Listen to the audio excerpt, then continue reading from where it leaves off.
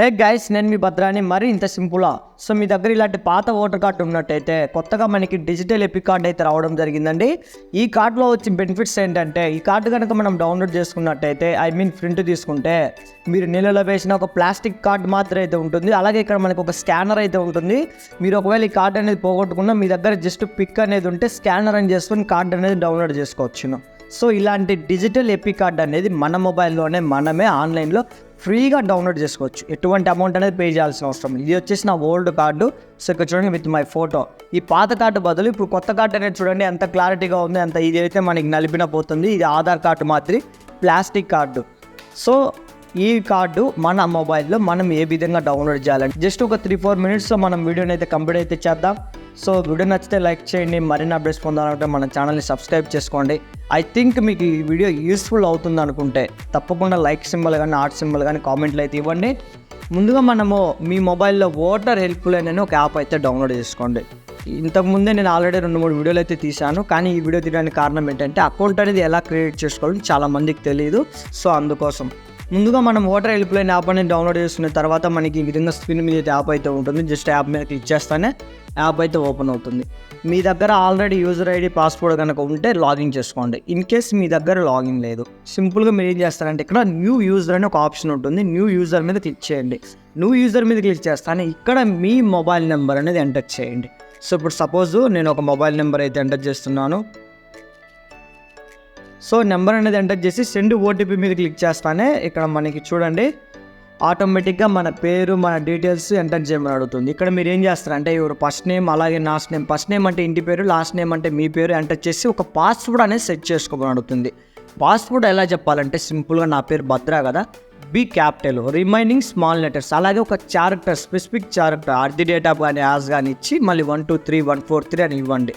Like example ఎలా అంటే భద్రా @123145 ఇలా ఒక పాస్వర్డ్ అనేది సెట్ చేసుకోండి. సెట్ చేసుకొని సబ్మిట్ క్లిక్ చేస్తాను, మీకు లాగిన్ అయిపోతుంది. సో ఇప్పుడు ఆల్రెడీ నాకు అకౌంట్ ఉంది కాబట్టి ఇక్కడ మొబైల్ నెంబర్ ఎంటర్ పాస్వర్డ్ దగ్గర నా లాగిన్ అయితే ఇస్తున్నాను. లాగిన్ అనేది ఇచ్చి సెండ్ ఓటీపీ మీద క్లిక్ చేస్తానే నా మొబైల్కి ఒక ఓటీపీ అనేది రావడం జరుగుతుంది. సో ఆ ఓటీపీ అనేది ఇక్కడ నేనైతే ఎంటర్ చేయాలి. కూర్చుంటే మనకి పైన డిస్ప్లే మీద ఓటీపీ అనేది అయితే వచ్చింది. సో ఓటీపీ కాపీ చేశాను.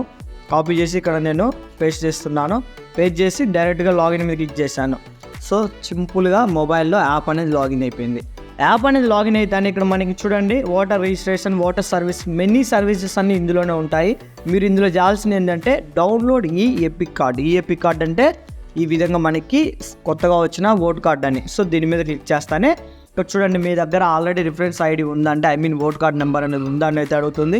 So yes I have EPIC card అంటే నా దగ్గర ఎపిక్ కార్డ్ ఉంది కాబట్టి సో ఎపిక్ కార్డ్ మీద క్లిక్ చేస్తాను. ఇక్కడ మనం ఎంటర్ చేయమని అడుగుతుంది నెంబర్. ఇప్పుడు నా పాత ఓట్ కార్డ్ ఏదైతే ఉందో ఇందులో ఉన్న నెంబర్ అనేది నేను ఇప్పుడు ఎంటర్ చేయాలి. ఇక్కడ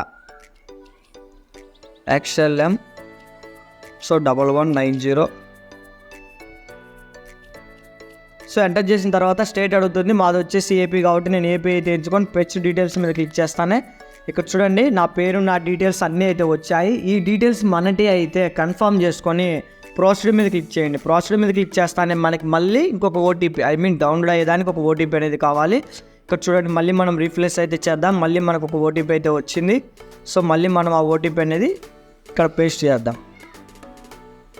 సో ఇక్కడ ఓటీపీ అనేది పేస్ట్ చేసేదానికి రాలే కాబట్టి మనం మెసేజ్ బాక్స్ అయితే ఓపెన్ చేద్దాం. మెసేజ్ బాక్స్ అనేది ఓపెన్ చేసి ఇక్కడ చూడండి 731313 సో ఎంటర్ చేద్దాం.